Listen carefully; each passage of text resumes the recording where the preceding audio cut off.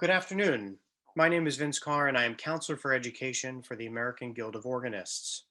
I'd like to welcome you to this webinar, which is the penultimate webinar in our series of 6 webinars around the topic of organ teaching. I am indebted to my predecessor, Don Cook, for all of his work in assembling the presenters and topics over these last several months.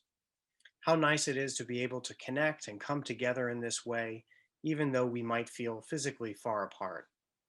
These webinars represent part of the programming for this year's Committee on Continuing Professional Education, which is led by its director, Frank Crozio. The committee works to provide valuable educational opportunities for our members, and we felt that there was a tremendous need for online programming this year, most especially. We continue today with a presentation on 3 suites by Cathryn Wilkinson. Our presentation will last around 40 minutes and will be followed by a question and answer session. You may submit your question by accessing the Q&A box at the bottom of your Zoom screen to the right of center. We will try our best to answer all those questions. However, if there are some that we don't get to or we run out of time, we will answer those following the webinar. Without further ado, I would now like to turn the screen over to Cathryn Wilkinson. Thank you, Vincent. I really want to thank everybody for being here today. And my format is going to be to play some excerpts from me at the organ, and then we'll have some time at the end to talk. So let's get started. Hello, thanks for tuning in today. I'm going to be talking about 3 different pieces, 3 different composers, eras, styles, and it's a wide range of technical difficulty, so I'm hoping that there will be something here that either you've played before and this will inspire you to play again, or maybe something new that you'd like to get out and learn. The first piece is not technically called a suite, even though that's the general impression of it. The composer named it with the programmatic title Sanctuary. The composer is Gwyneth Walker, and she's living in Vermont. This piece was commissioned by the American Guild of Organists in 2010 and premiered at the National Convention in Annapolis, Maryland, in the Navy Chapel. The piece is in 3 movements, and I'm going to give you a little introduction to the 2nd and 3rd movement, and the total playing time, if you play the whole suite, is a little over 10 minutes. So the idea of sanctuary is carried through in every movement, and the 2nd movement is the idea of a bird sanctuary, and the title is All Nature Sings, and there's a reference to bird calls. So let's get into it and figure out how to get started on it. So the registration is described by the composer. We've got flutes 8 and 2. Oh, and by the way, I need to tell you where I am today. I'm at St. Mary's by the Sea in Pacific Grove, California. And I really would like to thank the people of St. Mary's for making this lovely instrument available. It's a Schantz organ built in 1996. It's a 2-manual electro-pneumatic pipe organ. So we're told to start with flutes 8 and 2, which we have on the swell here, and it's piano, and it says lightly as a light bird call. And then coming up after that is going to be foundations 8 and 4, which I'm going to use the principals and the great. And we're going to need a little soft pedal, so I'm taking 16 and 8 flutes in the pedal. So even though it says freely and disjointed, and this is supposed to be a little bit irregular, and the information that she provided, I think it helps to count ahead of time. So that's what I'm going to do. And then also think about the short notes. They're marked very clearly staccato, and their rests are really important as well. So 1, 2, 3, 1, 2, 3, 1, 2, 3. And those are slurs. 1, 2, 3. And then we have a fermata, so you take a little time there. And then we come to the next bird call, which is supposed to be more forceful and bold. So that's on the great. 1, kind of like an interruption. Another fermata, and then 1, 2, 3. 1, 2, 3. 1, 2, 3. 1, 2. And I have a note here. I'm going to change swell from the 8-2 to 8-8 because it's going to become our accompaniment. And now we're going to move to a section that's marked with energy. It could be quite fast if you want. She says keep the same tempo. So let's look at what that tempo is going to be when we get to the accompaniment. It's like this. So 1, 2, 3, 4. 1, 2, 3, 4. 1, 2, 3, 4. 1, 2.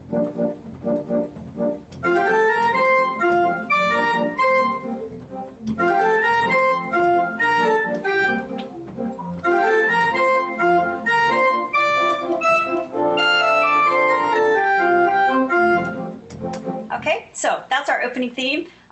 Very cheery and takes that idea of all nature sings. So then we have the B section, and I move up to the swell for that. It's kind of sweeping lines here, very legato with a little bit of an echo feature. And that goes on, and then we move back to our solo. And a little interruption there. So you get that idea? And then that section ends.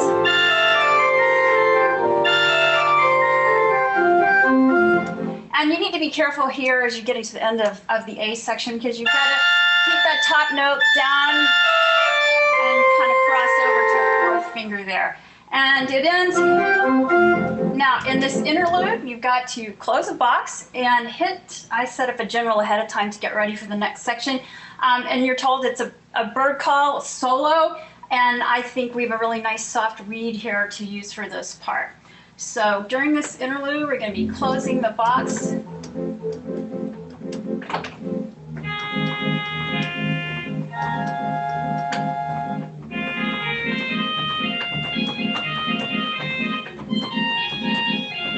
so that goes. A little jazzy feeling there with the echo with the trill on the swell. And then we come back to this kind of legato sweeping idea. Keeping that top note down, opening the box. And here we got to hit change so we can get melody in the pedal. So you would plan that ahead of time. What I just did was couple down the grape, and it's going to go like this. All right, now I'm going to move on. Hello, thanks for tuning. Our next section here, as you bear with me, I've got to adjust my screen a little bit. So thanks for your patience. Vincent, I might need a little help. Nope, there we go.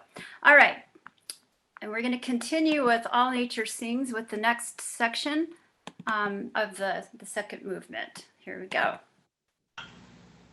All right, and so we will put that change in to get the couple, grape couple down so you can hear the melody in the pedal, and like this.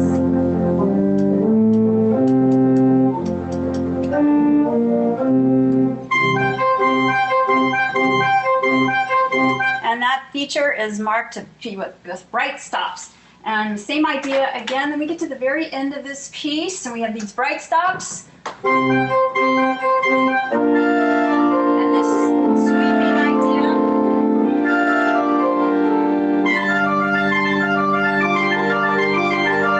So before you move into these triplets, I think it's a really good idea to be subdividing in your head while playing the quarter notes in your head so you can hear 1, 2, 3, 4, 1, 2, 3, 4, 1, 2, 3, rest. And you got to get those feet way up so that you can do this with your feet.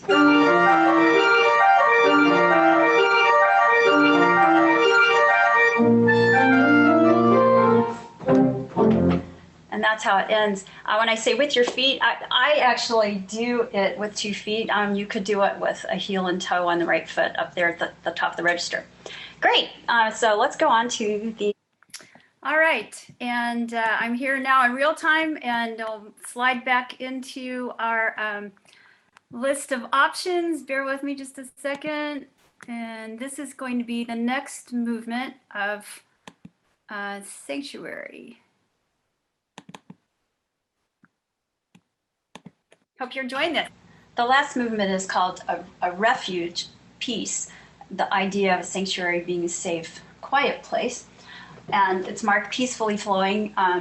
And so I'm going to pick some soft stops. There's no recommendation here. I'm going to go with an 8-foot flute and an 8-foot string because they're fairly soft in this organ, and then 8-foot flute on the grate, and then two 16 and 8 soft in the pedal.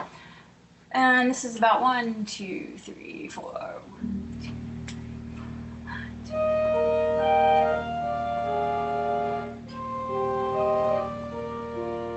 Watching the note lengths here and the rest. 1, 2, 3, 4. Okay, so that introductory theme continues. And then we're going to hear that again a little bit higher.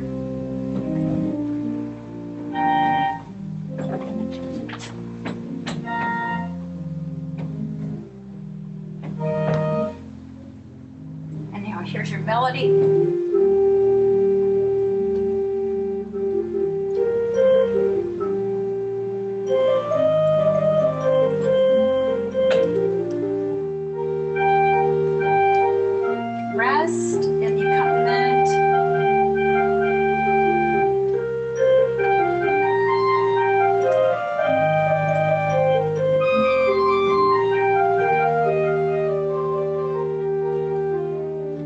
That's the opening section. And then she tells you that we're going to be moving into a little accelerando in a couple of bars. So you'll hear that, and then we're going to be a completely faster section. Intensity's building a little bit. Here's a little faster. And faster.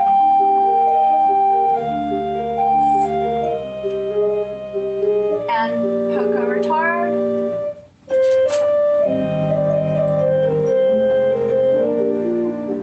All right, and then we're going to move into the middle section, and she's contrasting this by using a triplet figure. There's a gradual crescendo here. I'm going to put the swell onto the grate so we can get the sense of the box opening. There's no expression on the grate on this instrument.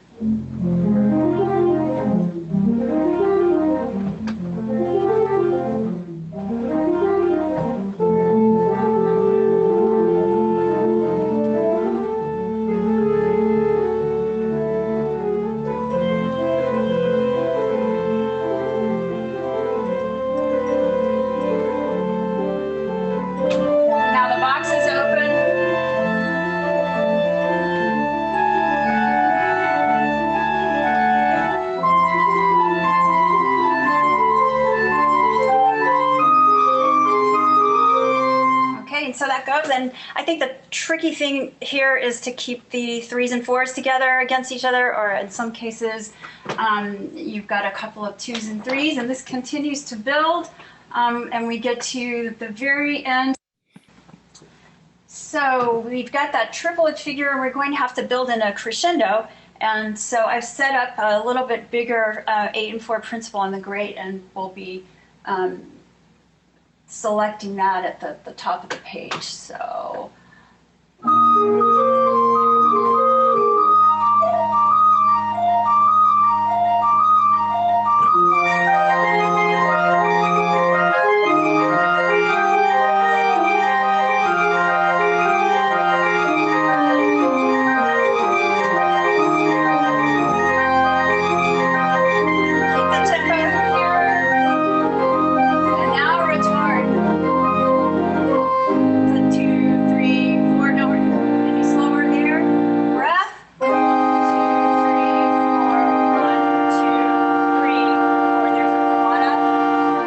to our opening registration and opening tempo.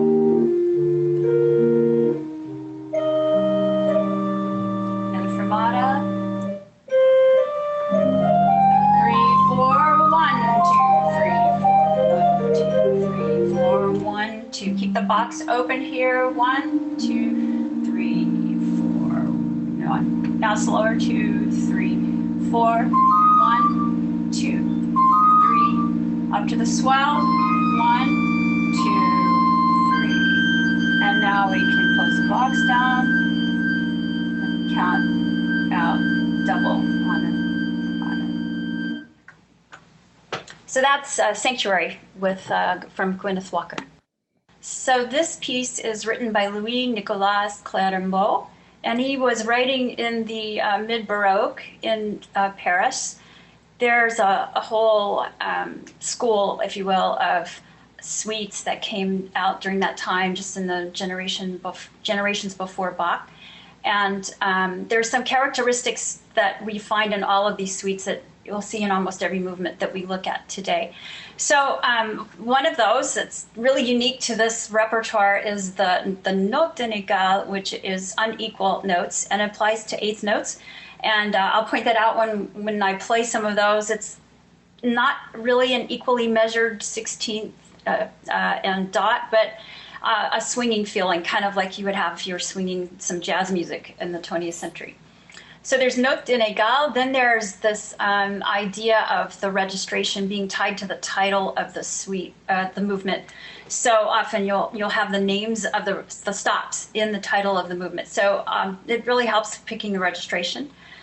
The third thing that's common to all of this repertoire is that there are a lot of ornaments, and there are tables and treatises all about how to read these ornament symbols. I wish we could say there's absolutely one right authority, but there is some discrepancy in the records, and the guiding principle is that you are playing these ornaments with good taste. So we'll try to dig into a few of those, how to read the signs and play the ornaments. And then the other feature that we'll see as we look at these movements in the suite is that many of them are based on dances and dance meters. So we'll see a triple meter. There's a Sicilian, which is more like a 12/8. So I'll point that out as we get to it. So there are 7 movements in the suite. We're not going to have time to look at all of them, but let's start with the duo. And this is the second movement. Oh, and by the way, I wanted to mention the title is on the second tone. That's referring to the old church modes that were used to categorize the plain chant, which would have still been practiced to some extent in Paris at that time. And second tone is basically what we would call G minor, but if you look at key signature, it only has 1 flat. So you have to add that flat, and this is something that you'll see in a lot of earlier music in terms of matching our modern key signatures. Okay, so we're told to register the récit with an 8 and a 2-foot flute. I don't have exactly that, so I'm going to change it up a little bit. I'm going to use an 8-foot flute and a 2-foot principal on the grade, so the principal is a little bit forceful and maybe a tiny bit shrill compared to what it would be for a flute. The solo, the melody, is going to be, if I had a 3-manual organ, on the positif, and that's 8-foot flute, a nasard, and a tierce. And those I have here on the swell. So 8-foot flute, nasard, and the tierce. All right, so that's going to be what's marked as P in the score here. And the accompaniment is marked R for récit. So let's hear a little bit about this one, and then we'll talk about some of the features.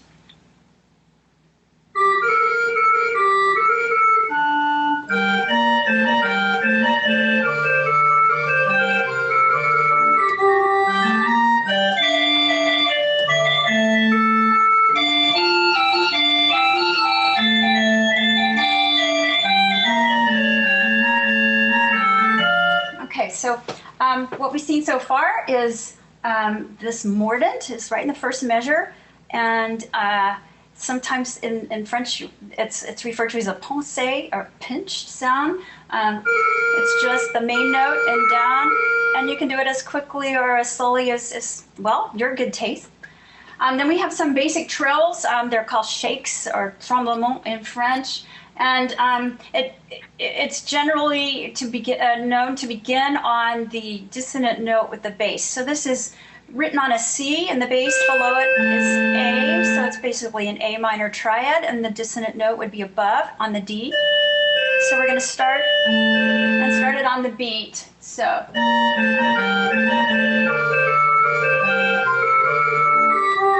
Okay, a couple more shakes and a mordant. This features a lot of imitation. So, you know, make sure that you're keeping that in mind so the listener can hear you. There are also a lot of sequences, and I stopped just before we started the sequence where it's important to keep that sequence moving. Somehow I think we sometimes tend to drag in through a sequence. So.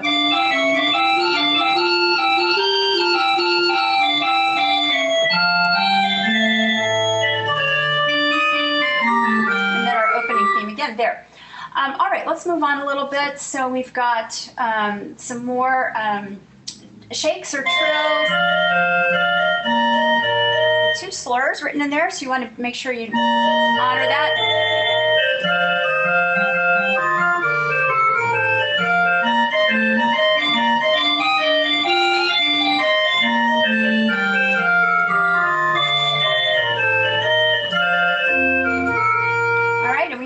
A new ornament in that phrase at the, just as we move up to the cadence, which in our modern English we call a grace note.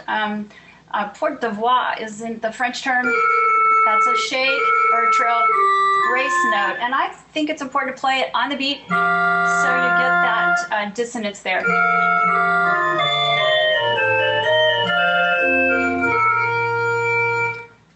All right, now another feature that you'll see in a lot of music from this era is this very slow, kind of serious coda at the end of the piece. And we have that here, it's marked lentement, slowly. And so it's really important to count as you're getting into that cadence. Also, at the last phrase, we've got a couple more of the grace notes, and you can vary how fast or slow you play those. If you really want the dissonance to jar, play the upper note a little bit longer. So.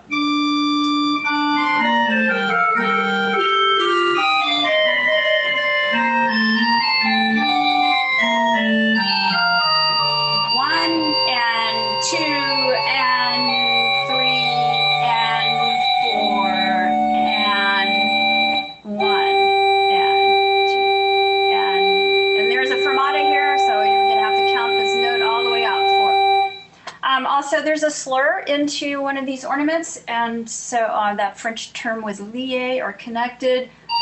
1, so our beat is 1, and then play the next beat, and then start your trill. You can throw a mordant on the last note if you like. So that's the duo. Now let's look at the 4th movement. This is one of those where you get the registration in the title, basse de cromorne. So you're going to have a bass melody for the cromorne stop. And we don't have a cromorne in this organ. We're going to use the trumpet, but closed down a little bit. It's coupled down from the swell, so I have expression on it. It's a good substitute. And then the accompaniment is flute 8 and flute 4. And I want to balance that a little bit with the box. Yeah, I think that works fine.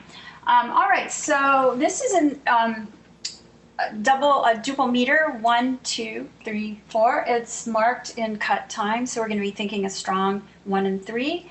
And the tempo expression is gai or gay, so it needs to be somewhat cheery and light. It starts with a French expression je doux, which is soft stop, so that's your accompaniment stop. And here it's a G for grand orgue, where you would have your soft accompaniment if you did have a cromorne or the positive. So here's the theme: 1, 2, 1, 2, 1, 2, 1. And I'm swinging these a little bit, and here's the cromhorn.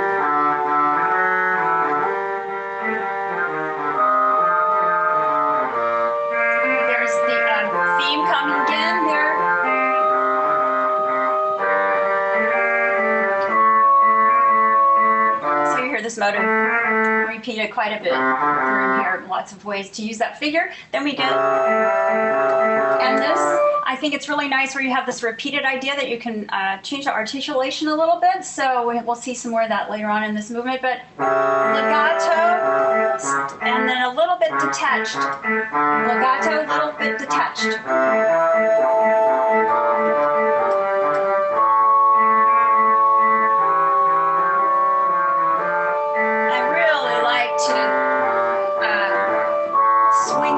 notes, especially when you have a line, it's very effective.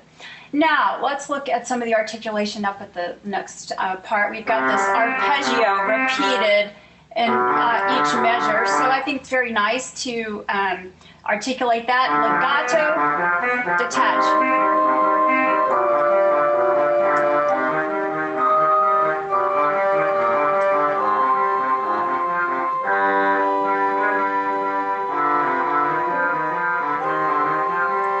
On this goes, and then we have a very long run scales towards the end, and we come up to our lump again. So let's hear a little bit of that as this end.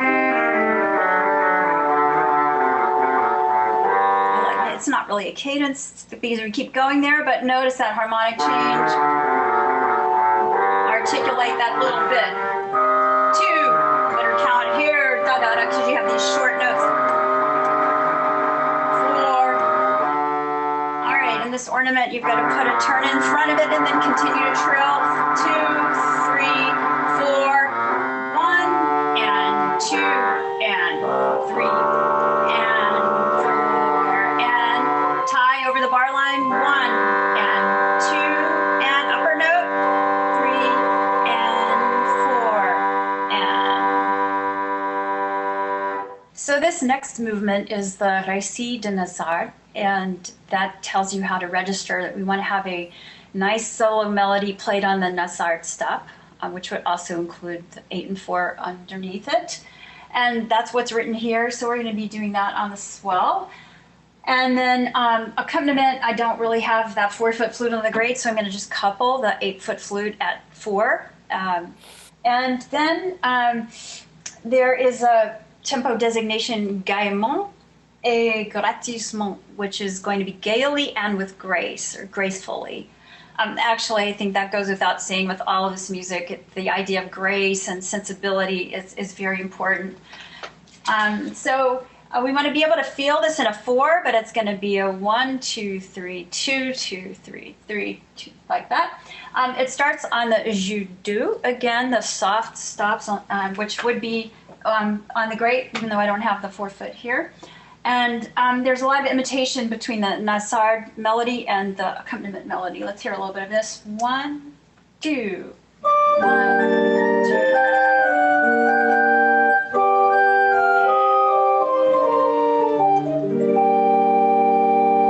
Yeah, and at the end of that introduction, there's an arpeggiated chord. You don't see that a lot, but it does give a sense of a fullness to arpeggiated. So I take a little time there so I can do it, but there is a rest, so I've got to get off of that for the second beat, and then our melody comes in. 2,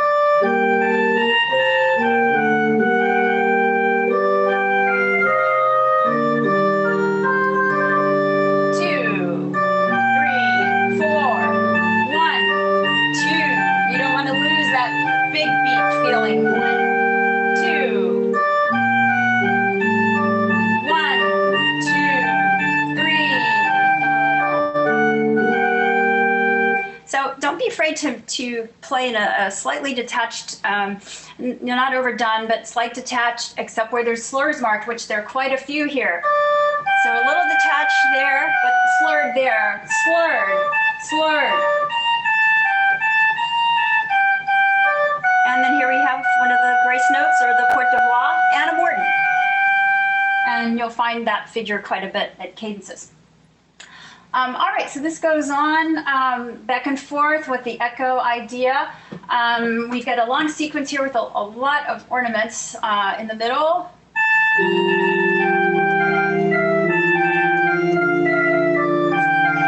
4, 1, 2, 3, 4.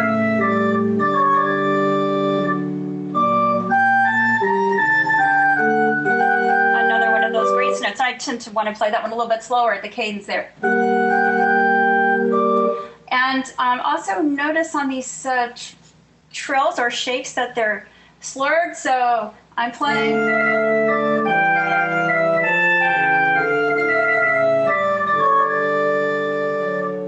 All right, and then as we move on towards the end of this one, some of the same patterns are here again. We have the soft accompaniment that's imitating the Nasard.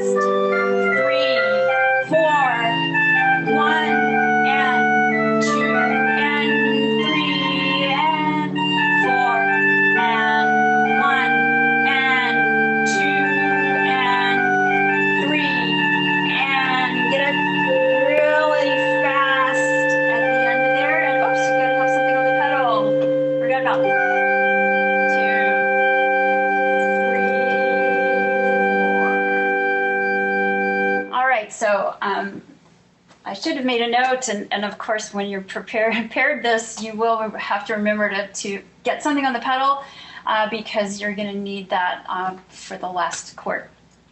So these suites all end with some big, grand, almost bombastic, but it's still not great French refined style.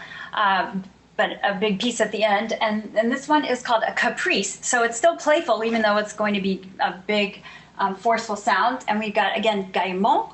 It's one of the reasons I picked this suite. There's such a kind of a cheerful air in most of the movements, and they're short, so they can fit into a short period of time if you need something that is really going to be easy on the ear.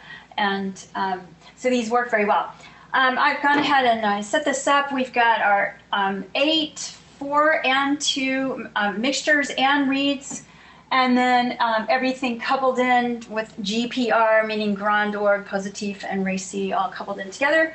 Looks like I might need to swell the pedal there and check. I want to make sure you got the reed coupled in the pedal as well. So this is in duple meter 4/4, da dee da dee da dee da da dee, very playful, and I think you have to play it with a little gusto here, so we'll let you have a listen to that. 2, 3, 4, 1, 2, 3.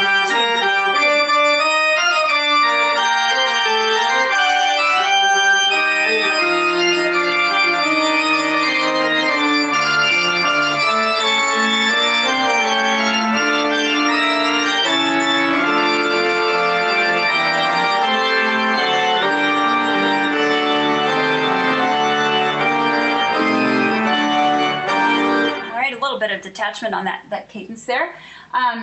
There was an ornament I wanted to mention in the second measure. So your melody line is 1, 2, 3, 4. So you have a little bit of a termination on the trill there to move into the cadence, and the same thing happens in the 5th bar. All right. So we have that. Also want to remember in this one that you need the pedal filled out because you're going to be playing with your feet as we move on. So this idea is carried out, the dun dee dee dun dee dun dee dee dum, and you'll hear it come in the bass here.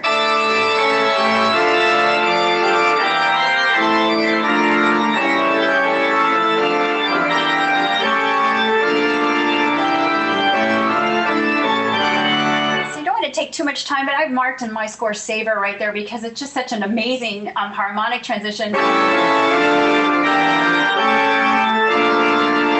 Did not expect that, right?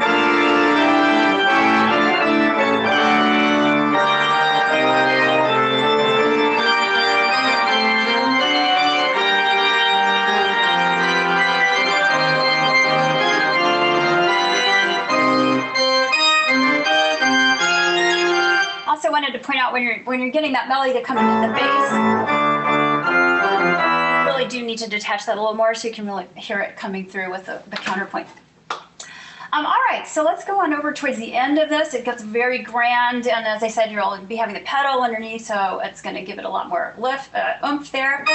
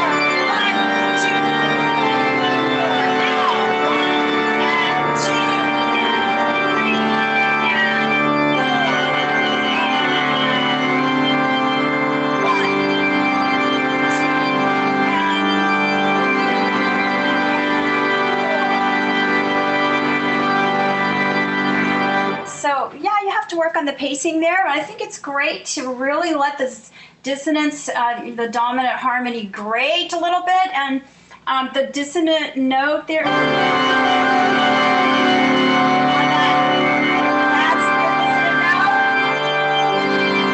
And he's showing you to tie the dominant there. So we're going to keep that one. Hold on to the D. Anticipate here. And then we get another dissonance here. Third beat.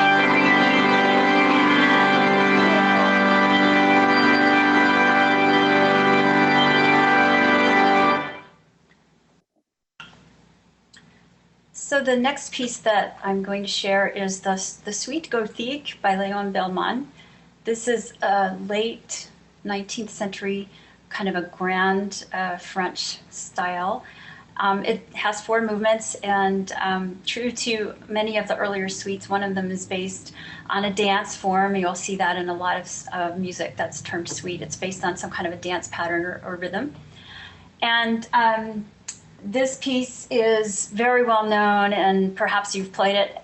If you haven't, the first 2 movements are the ones that I'm going to show you today. So it starts with an introduction dash chorale, and this is in a very square texture with very clear voice leading in the voicing of the chords.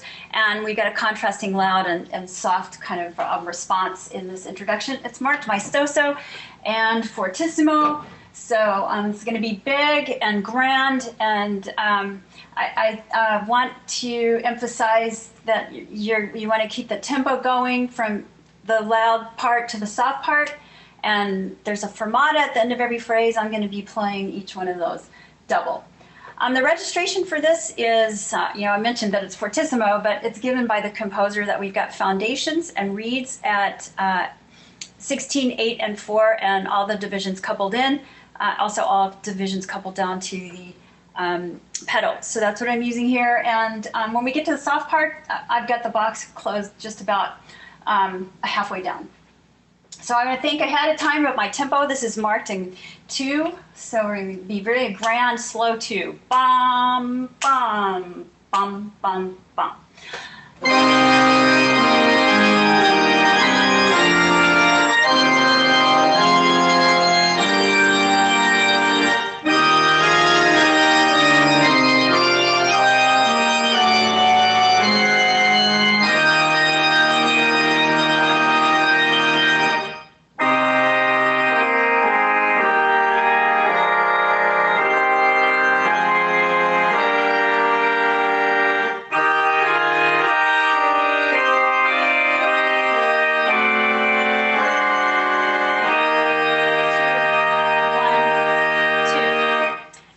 These big chords need to be legato, and just want to point out some of them I'm grabbing notes off the upper staff with my left, basically my left thumb or a finger on my left hand, so that will allow me to keep a nice legato line on the outer voices with the right hand. So we're going back and forth there with the echo idea with a strong chorale, and we're going to end up like this.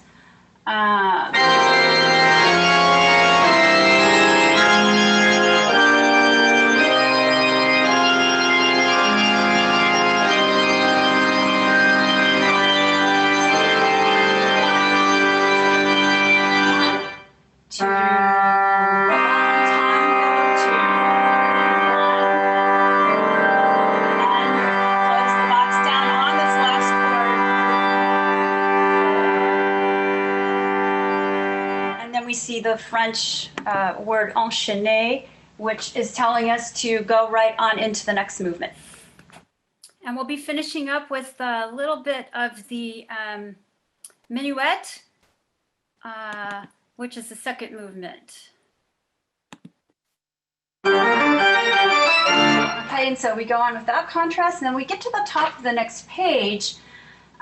We're on the swell with these running figures. And we have diminuo and close the box all the way down to triple P here.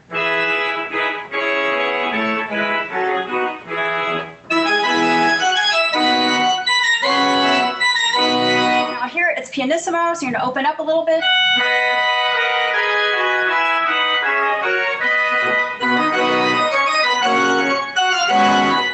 And here it's piano, so box all the way open. Very legato there on that part. Staccatos.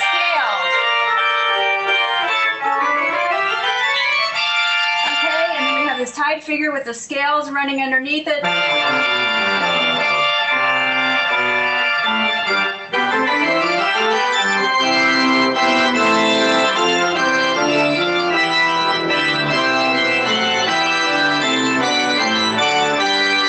Thing I wanted to caution you about is to keep those eighth notes really steady. I think it's easy to rush them, and if you can subdivide in your mind, so it's you're kind of singing along with the eighth notes. And this ends with